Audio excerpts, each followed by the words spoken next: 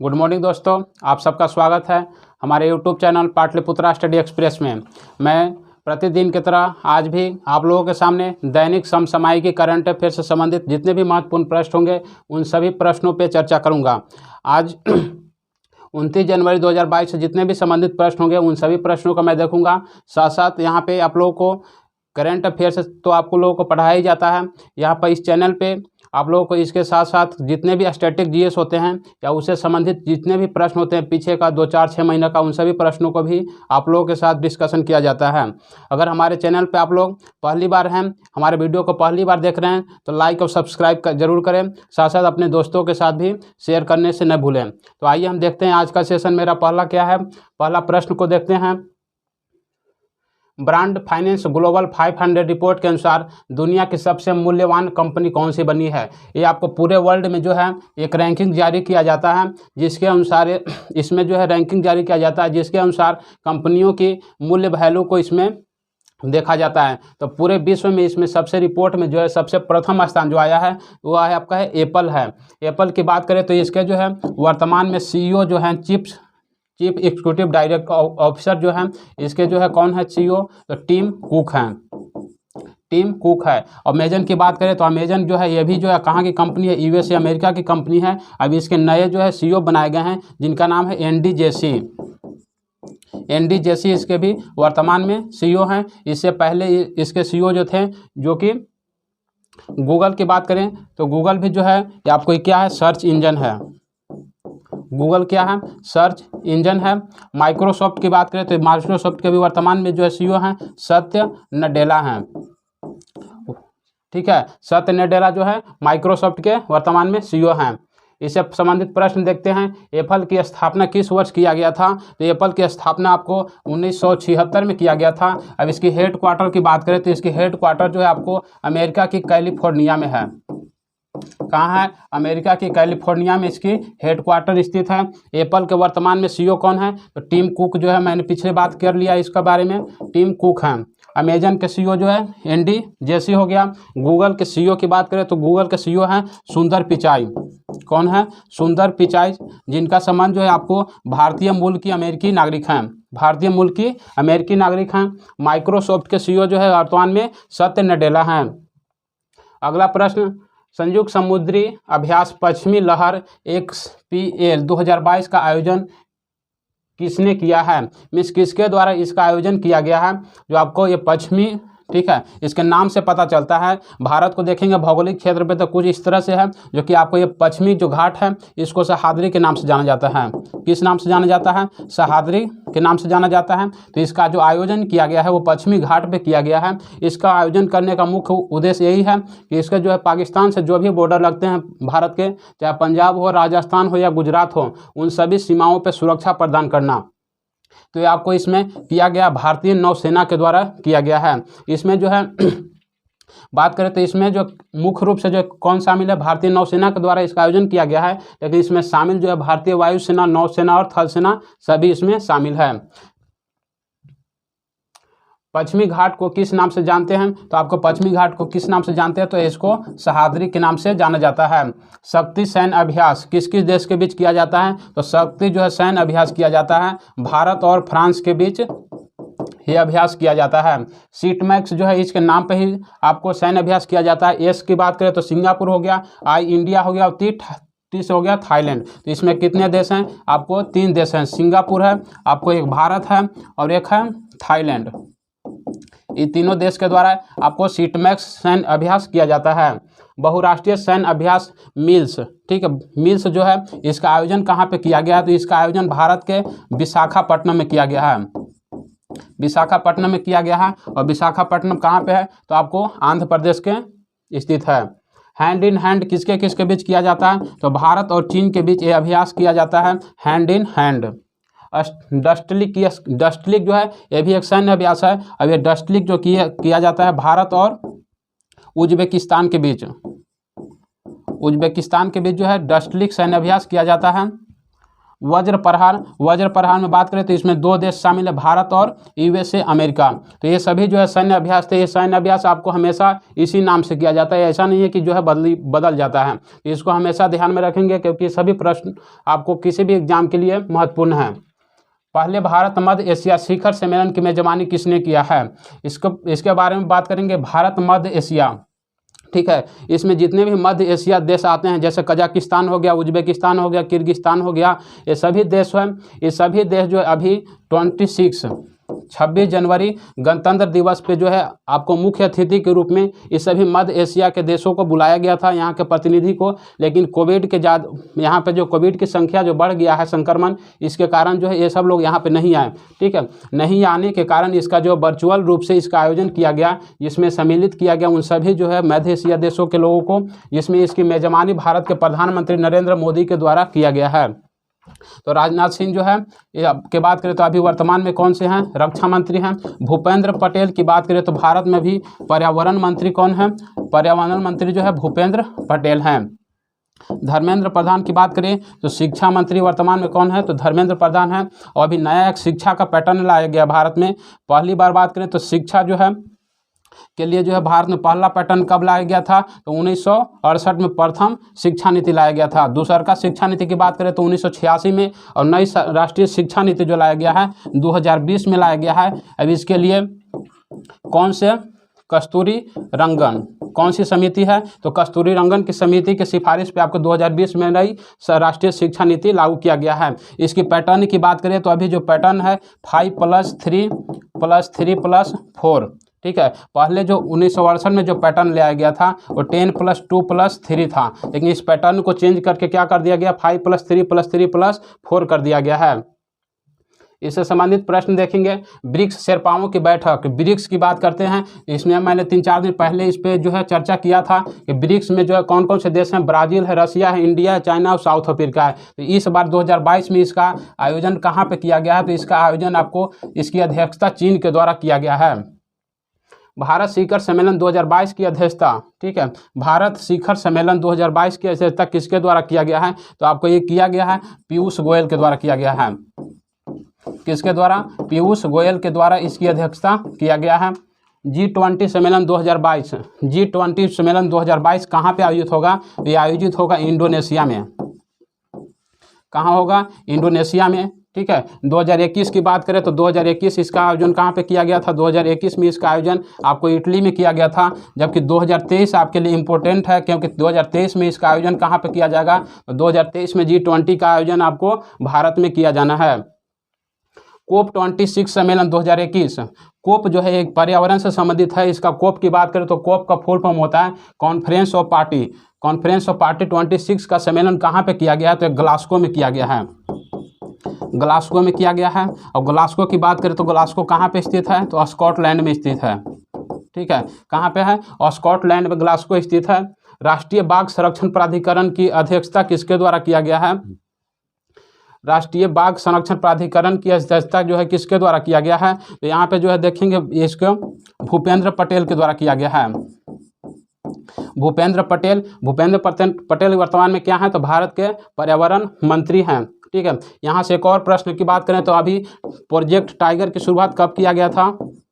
Project tiger की शुरुआत आपको 1973 में प्रधानमंत्री इंदिरा गांधी के द्वारा किया गया था, जिसमें जो है ये लक्ष्य रखा था कि भारत में जो टाइगर है उन सभी टाइगरों को जो है टाइगर को ई गवर्नेंस पर राष्ट्रीय सम्मेलन पर कहाँ पे किया गया है? तो इसका सम्मेलन जो है आपको किया गया है तेलंगाना के हैदराबाद में किया गया है।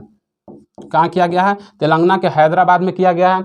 सबसे बड़ा स्थल अवरुद्ध देश, या इसको हम इंग्लिश में क्या कहते हैं? Land lock country.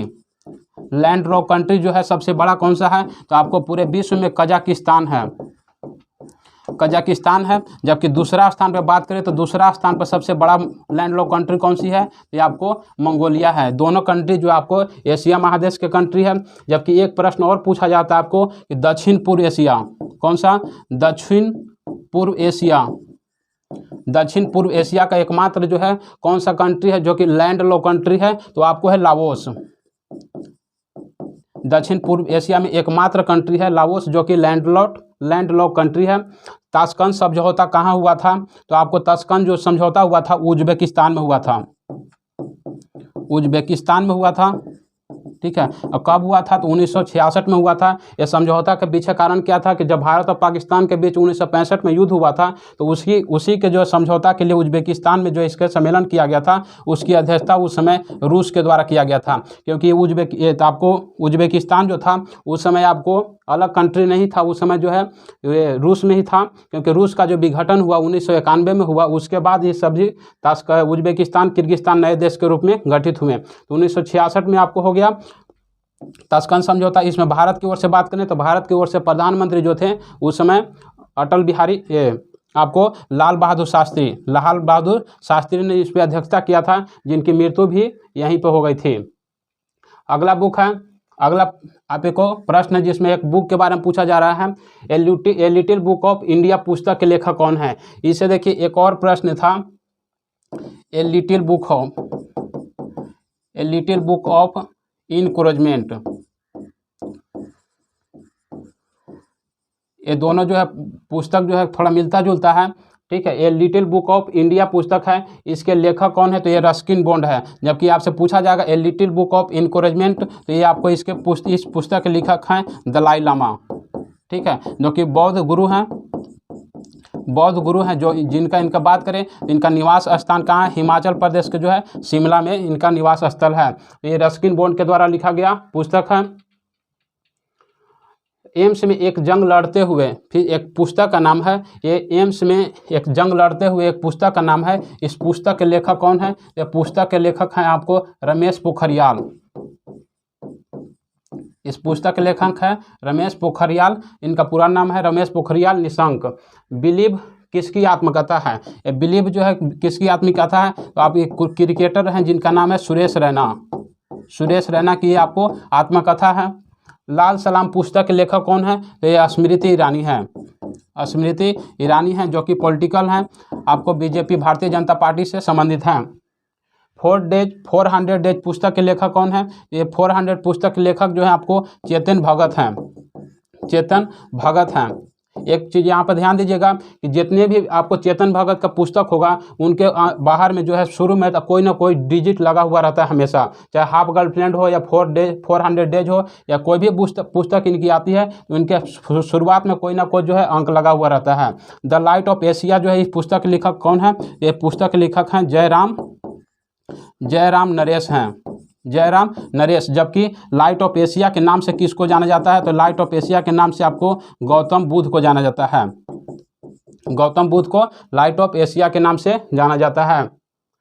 हाल ही में किसने स्पाइस एक्सचेंज पोर्टल लॉन्च किया है? Spice exchange portal. ठीक है, स्पाइस का मतलब क्या होता है? आपको स्पाइस को हिंदी में बोले तो आपको स्पाइस का हिंदी क्या होता है? मसाला होता है। और मसाला के लिए सबसे प्रसिद्ध जो है भारतीय राज्य कौन सा है? तो आपको सबसे जो है प्रसिद्ध जो है आपको मसाला के लिए भारतीय राज्य जो है आपको केरल है। जो कि केरल की बात करते हैं तो केरल के आपको इस तट है, इसी तट को आप मालाबार तट के नाम से जाना जाता है। कौन सा तट? मालाबार तट के नाम से जाना जाता है। अब ये काफ़ी जो है तट जो होता है मसाला के लिए फेमस है। तो आपको किसके द्वारा लॉन्च किया गया है? तो भारतीय मसाला बोर्ड के द्वारा इसको लॉन्च किया गया है।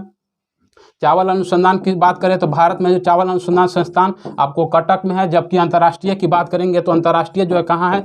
फिलीपींस के मनीला में इसकी। कॉफ़ी बोर्ड की बात करें तो कॉफ़ी बोर्ड कहाँ स्थित है? आपको ये कर्नाटक में स्थित है। इससे संबंधित और प्रश्न देखेंगे।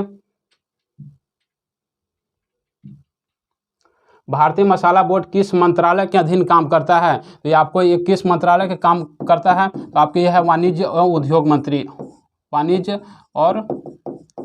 उद्योग मंत्रालय के अंतर्गत ये काम करता है। ठीक है, मसाला का विश्व में सर्वाधिक उत्पादक और निर्यातक देश। उत्पादक की बात करें भी तो आपको भारत है, निर्यातक भी बात करें तो आपको भारत है। सर्वाधिक उत्पादन करने वाला भी देश भारत है और सर्वाधिक दूसरे देशों को बेचने वाला, निर्यात करने वाला भी देश आपको भारत है।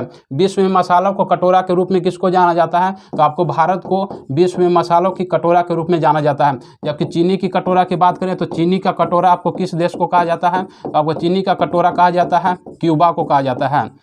जबकि भारत में बात करें चीनी का कटोरा, तो आपको भारत में चीनी का कटोरा आपको उत्तर प्रदेश राज्य को चीनी के कटोरा के रूप में जाना जाता है। स्पाइस स्टेट के रूप में किसको जाना जाता है? तो स्पाइस स्टेट यानी मसालों का राज्य जो है आपको केरल को जाना जाता है। सुपेस पोर्टल किससे संबंधित है? तो सुपेस पोर्टल आपको ये सुप्रीम कोर्ट से संबंधित है, सुप्रीम कोर्ट से संबंधित है। सुपेस पोर्टल सुप्रीम कोर्ट की बात करें तो इसके लिए अनुच्छेद कौन सा है? तो 124 अनुच्छेद, 124 अनुच्छेद में आपको सुप्रीम कोर्ट का गठन किया गया है। कार्डेमम हिल कहाँ पे स्थित है? तो कार्डेमम हिल जो है आप बात करते हैं तो आपको दक्षिण वाला जो क्षेत्र है, सबसे अंतिम पूछा जाता है कि सबसे अंतिम जो है कौन सी पहाड़ी है? यहाँ पे जो आपको कार्डेमम की पहाड़ी है जो कि आपको केरल राज्य में स्थित है। तो कार्डेमम की पहाड़ी किस राज्य में है? तो आपको केरल राज्य में है, जो कि दक्षिण भारत की सबसे दक्षिण में सबसे अंतिम पहाड़ी आपको कार्डेमम की पहाड़ी है, जिसको आपको कार्डेमम का हिंदी की बात करें तो आपको कहाँ के केसर और लौंग को जीआई टैग दिया गया है।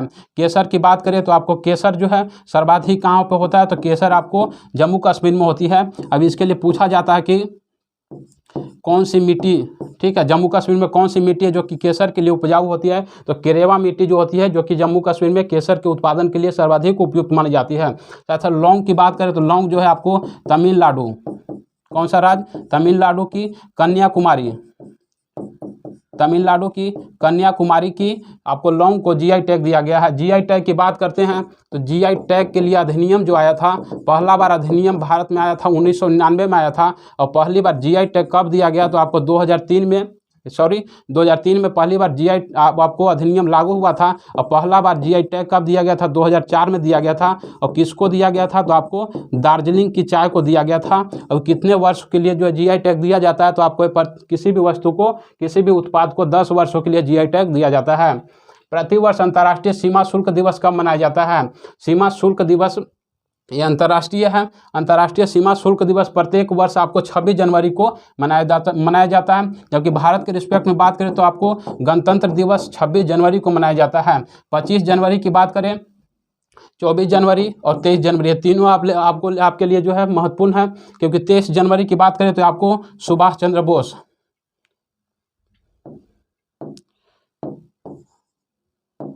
ठीक है, किसका? सुभाष चंद्र बोस की जयंती कब है? तो आपको 23 जनवरी को, 23 जनवरी 1897 को सुभाष चंद्र बोस का जन्म कहाँ पे हुआ था? तो आपको एक कटक में इनका जन्म हुआ था।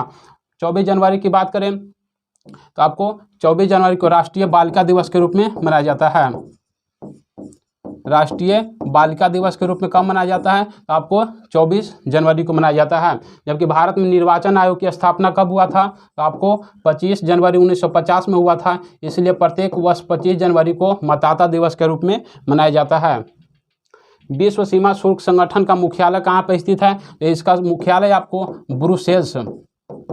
ब्रुसेल्स में स्थित है। ब्रुसेल्स है कहाँ? तो आपको बेल्जियम में स्थित है। ब्रुसेल्स कहाँ है? आपको बेल्जियम में है। वस्तु और सेवा कर किस सूची का विषय है? तो ये वस्तु और सेवा कर जो है आपको समवर्ती सूची का विषय है। और ये किस प्रकार का टैक्स है? तो आपको ये अप्रत्यक्ष, ठीक है, यह अप्रत्यक्ष टैक्स है। टैक्स आपको दो प्रकार का होता है, एक प्रत्यक्ष डायरेक्ट, एक इनडायरेक्ट। आपको जो है डायरेक्ट मीन्स आप पे जो डायरेक्ट लगता है उसको प्रत्यक्ष कर कहते हैं। अब आपसे जो है डायरेक्ट नहीं लगता है उसको अप्रत्यक्ष रूप में जाना जाता है। 101वां संविधान संशोधन किससे संबंधित है? 101वां संविधान संशोधन आपको जीएसटी से संबंधित है। आपको 101 कब लागू हुआ था? तो जीएसटी आपको 1 जुलाई 2017 को भारत में जीएसटी की शुरुआत हुआ था। जबकि विश्व में बात करेंगे तो विश्व में जीएसटी की शुरुआत कब किया गया था? तो विश्व में जीएसटी की शुरुआत 1954 में किया गया था। अब ये जीएसटी की शुरुआत आपको फ्रांस से शुरू किया गया था। वीर बाल दिवस कब मनाया जाता है? तो प्रत्येक वर्ष जो है 26 जनवरी को वीर बाल दिवस के रूप में मनाने की घोषणा की गई है। जनवरी में बात करें, ठीक है, तो एक और जो जनवरी में घोषणा किया गया है, 16 जनवरी को आपको स्टार्टअप दिवस के रूप में मनाने की घोषणा किया गया है। स्टार्टअप दिवस के रूप में मनाने की घोषणा प्रधानमंत्री के द्वारा किया गया है। वाडा का मुख्यालय कहाँ पे स्थित है? तो वाडा की बात करें तो वाडा इसका मुख्यालय आपको मॉन्ट्रियल में स्थित है। मॉन्ट्रियल में स्थित है। मॉन्ट्रियल कहाँ पे है? आपको मॉन्ट्रियल कनाडा में स्थित है। मॉन्ट्रियल प्रोटोकॉल भी किया गया था पर्यावरण के जो संरक्षण के लिए, जो कि इसके जो है मॉन्ट्रियल प्रोटोकॉल कब किया गया था? तो 16 सितंबर 16 सितंबर 1987 में मॉन्ट्रियल प्रोटोकॉल किया गया था। और मॉन्ट्रियल है कहाँ पे, आपको कनाडा में स्थित है। तो वाडा का मुख्यालय कहाँ है, मॉन्ट्रियल कनाडा में हो गया। वाडा की बात करें तो ये जो है अंतर्राष्ट्रीय संस्था है जिसका फुल फॉर्म होता है आपको वर्ल्ड एंटी डोपिंग एजेंसी। किसी भी जो है इसी एंटी डोपिंग वाडा के कारण ही जो है इस बार जो रूस के खिलाड़ियों को ओलंपिक में जो है प्रतिबंध किया गया था। स्टार्टअप दिवस कब मनाया जाता है, तो स्टार्टअप दिवस हो गया आपको 16 जनवरी को। किस राज्य के पूर्व मुख्यमंत्री बुद्धदेव भट्टाचार्य ने पद्म विभूषण 2022 लेने से इनकार कर दिया है। इस नाम से आप देखते होंगे तो यहीं से आपको पता चल जाता है, भट्टाचार्य हो या चटर्जी हो या बनर्जी हो, ये सब जो टाइटल आपको हमेशा आपको कहाँ पे ज़्यादातर मिलता है, तो आपको वेस्ट बंगाल के लोगों को ये आपको टाइटल लगाते हैं। इनका संबंध कहाँ से है, तो पश्चिम बंगाल से है। पश्चिम बंगाल के पूर्व क्या थे, पूर्व सीएम, पूर्व मुख्यमंत्री रह चुके हैं। गोवा की बात करें तो गोवा जो है भारत का पूर्ण राज्य कब बना था, तो 1987 में। कौन सा संविधान संशोधन के तहत, 56वां संविधान संशोधन 1987 के तहत पूर्ण राज्य का गठन किया गया था। गोवा में बात करें तो गोवा में विधानसभा सीटों की संख्या कितनी है, तो विधानसभा सीटों की संख्या आपको यहाँ पे 40 है। झारखंड में बात करें तो यहाँ विधानसभा सीटों की संख्या 81 है। जबकि बिहार में बात करते हैं तो यहाँ विधानसभा सीटों की संख्या 243 निर्धारित किया गया है। संध्या चटर्जी, इनका भी संबंध कहाँ से है, तो वेस्ट बंगाल से है। अब ये जो है वेस्ट बंगाल से जो है वे आपको पश्चिम बंगाल की क्या है, एक गायिका से इनका संबंध है। इनका संबंध इसलिए चर्चा में इनका नाम है कि आपको बुद्धदेव भट्टाचार्य और संध्या चटर्जी, ये दो ऐसे व्यक्ति हैं जिन्होंने अभी पद्म पुरस्कार लेने से इनकार कर दिया है। किस दिव्यांग खिलाड़ी को पद्म भूषण दिया गया है, अभी दिव्यांग खिलाड़ी जिन्होंने अभी पैरा ओलंपिक में पदक जीता था, जिनका नाम है देवेंद्र झांझरिया। इन्होंने अभी ठीक है, इन्होंने जो है देवेंद्र झांझरिया को आपको कौन सा पद्म भूषण पुरस्कार दिया गया है। इनका संबंध की बात करें, इनका संबंध किस राज्य से है, तो इनका संबंध आपको राजस्थान राज्य से है। नीरज चोपड़ा इनका संबंध आपको भाला फेंक से है, जिन्होंने इनको भी अभी पुरस्कार दिया गया है। जो कि कौन से पुरस्कार दिया गया है, तो इनका पद्म श्री से सम्मानित किया गया है। इन्हीं के जो है कब इन्होंने जीता था पदक, तो 7 अगस्त, ठीक है, कब 2021 को इन्होंने ओलंपिक में भाला फेंक में गोल्ड मेडल जीता था। इसी के उपलक्ष्य में प्रत्येक वर्ष 7 अगस्त को भारत सरकार के द्वारा भाला फेंक दिवस के रूप में मनाने की घोषणा किया गया है। कौन सा दिवस, भाला फेंक दिवस। इन्होंने भाला कितना मीटर फेंका था, तो आपको 87.8 मीटर इन्होंने भाला फेंका था। सोनू निगम, इनका संबंध जो है किससे है, तो सोनू निगम को भी आपको कौन सा पुरस्कार दिया गया है, पद्म श्री पुरस्कार दिया गया है। सत्य नडेला, सुंदर पिचाई की बात करें तो ये आपको माइक्रोसॉफ्ट के सीईओ हैं। जबकि आपको सुंदर पिचाई की बात करें तो सुंदर पिचाई जो है गूगल के सीईओ हैं। इन्होंने इसलिए अभी चर्चा में है कि अभी इन दोनों को व्यक्ति को आपको पद्म भूषण से सम्मानित किया गया है। कौन सा पुरस्कार दिया गया है, पद्म भूषण से इनको पद्म भूषण पुरस्कार से सम्मानित किया गया है, सत्य नडेला और सुंदर पिचाई दोनों व्यक्ति को। भारत ने किस देश के साथ राजनीतिक संबंधों को चिन्हित करने के लिए स्मारक लोगो जारी किया है, ठीक है, किस देश से जो है, इसके बारे में जो है देखना है कि आपको भारत और इजराइल के बीच देखेंगे तो आपको राजनीतिक रूप से काफ़ी जो है हमेशा चर्चा रहता है कि भारत को जो है आपको इजराइल से जो है बहुत सारे ऐसे जो है ड्रोन है या मिसाइल है आपको खरीदता है। इसलिए अभी राजनीतिक संबंध के लिए अभी के लोगो जारी किया गया है, इसको प्रदर्शित करने के लिए आपको इजराइल से किया गया है। इजराइल की बात करें तो इजराइल के अभी वर्तमान में कौन से प्रधानमंत्री हैं, इनका संबंध है नेफ्ताली बेनेट। यहाँ के जो है प्रधानमंत्री कौन है, नेफ्ताली बेनेट यहाँ के प्रधानमंत्री है। जबकि आपको जापान की बात करें, जापान की जो है काशिदो, जापान की पीएम की बात करें तो जापान के पीएम कौन से हैं, तो इनका नाम है फोमियो काशिदो। यहाँ की प्रधानमंत्री हैं फोमियो काशिदो। अमेरिका की बात करें तो अमेरिका के 46वें राष्ट्रपति के रूप में कौन बने हैं, इनका नाम है जो बाइडेन है, जो कि 46वें राष्ट्रपति के रूप में बनाए हैं। ईरान की बात करें तो यहाँ भी अभी नए राष्ट्रपति बने हैं, जिनका नाम है इस्माइली रहीसी जो है यहाँ के नए राष्ट्रपति के रूप में पद ग्रहण किए हैं।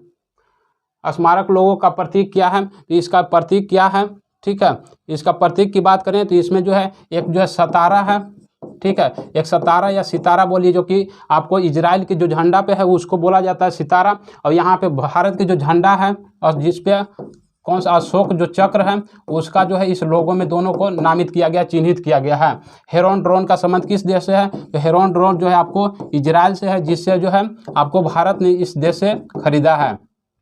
इजराइल के प्रधानमंत्री हो गए नेफ्ताली बेनेट। हमास संगठन का संबंध किससे है? तो हमास संगठन की बात करें तो इनका संबंध जो है गाजा पट्टी, क्योंकि जब भी जो है आपको इजराइल और यहाँ के कुछ भी जो है देखते होंगे हमेशा इसमें जो है क्या विरोध चलते रहता है। तो हमास संगठन का संबंध किससे है? गाजा पट्टी से है। इजराइल किस राज्य से सीमा बनाता है? किस राज्य नहीं होगा, इजराइल जो है किस सागर का यहाँ पे किस सागर के साथ जो है सीमा बनाता है? तो ये सागर है आपको भूमध्य सागर।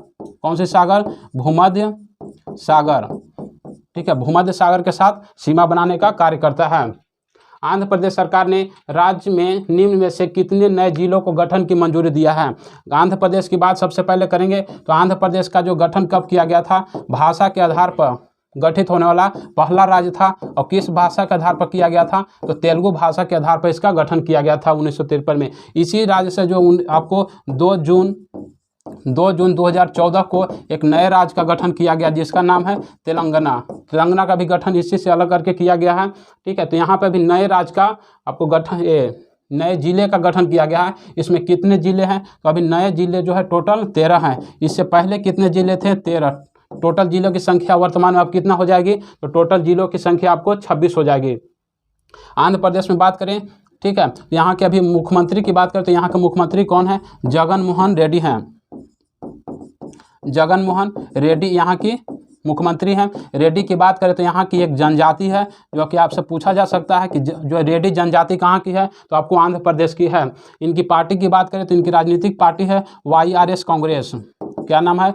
YRS इनकी राजनीतिक पार्टी का संबंध है, जो कि ये कांग्रेस के ही पहले नेता थे जो कि अलग होकर एक नए संगठन, नए पार्टी का गठन किए हैं। आंध्र प्रदेश का गठन कब किया गया? तो आपको बात कर लिया मैंने 1953 में। आंध्र प्रदेश का मुख्यमंत्री कौन है? तो जगन मोहन रेड्डी हो गया। और यहाँ के राज्यपाल की बात करेंगे तो विश्व हरि भूषण। ठीक है, विश्व हरि भूषण जो है यहाँ के राज्यपाल हैं। स्मार्ट पुलिसिंग इंडेक्स में प्रथम स्थान किस राज्य का रहा है? तो अब सबसे अच्छा प्रदर्शन जो है किसी भी पुलिस का रहा है तो वो आंध्र प्रदेश के पुलिस का सबसे सर्वश्रेष्ठ प्रदर्शन रहा है। वन और वृक्ष में सर्वाधिक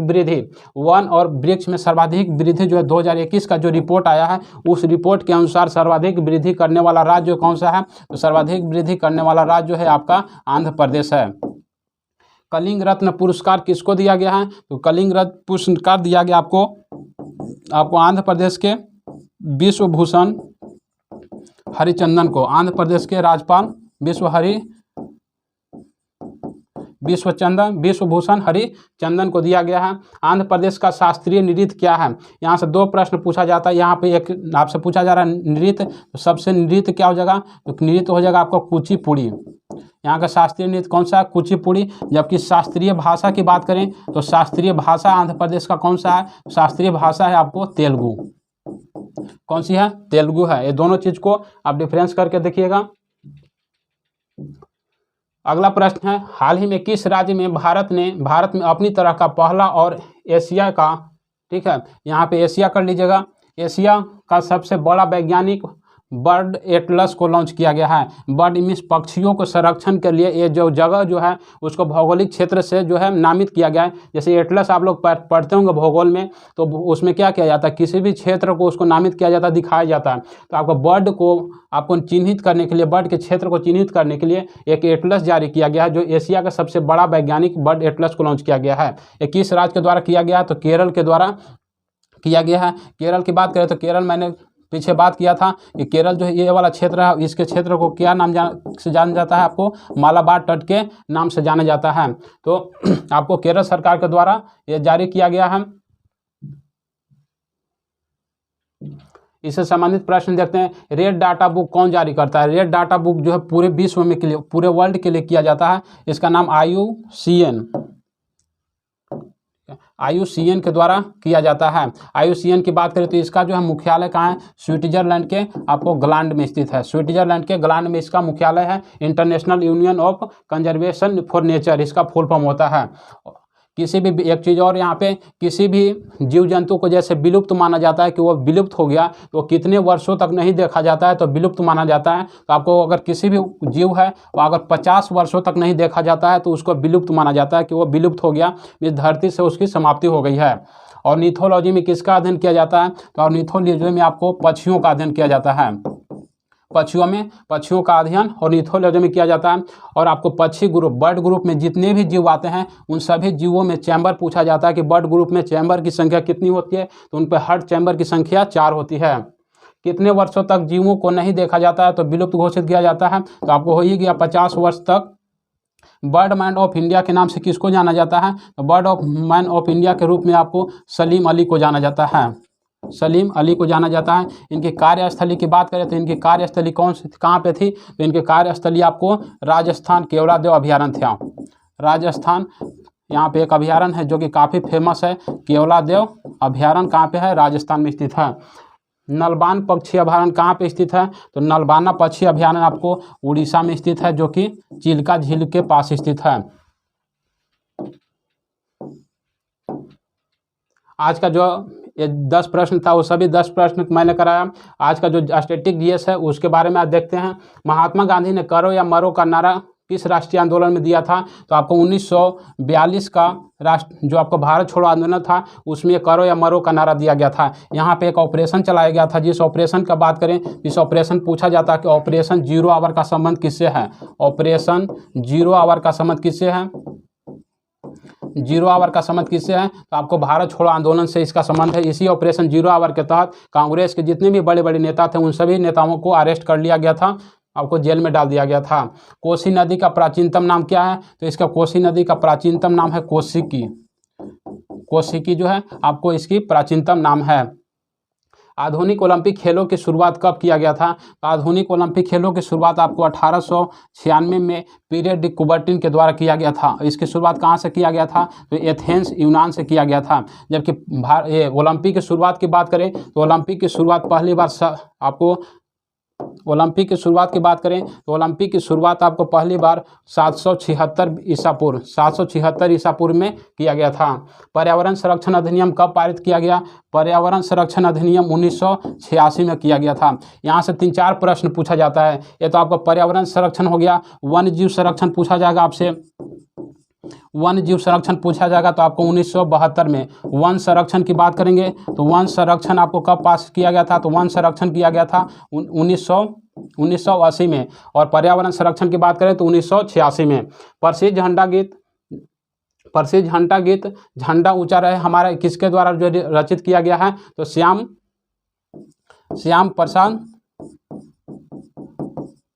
प्रसाद गुप्त के द्वारा ये आपको गीत को रचित किया गया है। अनब्रेकेबल किसकी आत्मकथा है? अनब्रेकेबल की बात करें तो ये आपको मैरी कॉम, ठीक है, ये मैरी कॉम की आत्मकथा है। जिनका संबंध किससे है, किस खेल से है? इनका संबंध आपको मुक्केबाजी से है।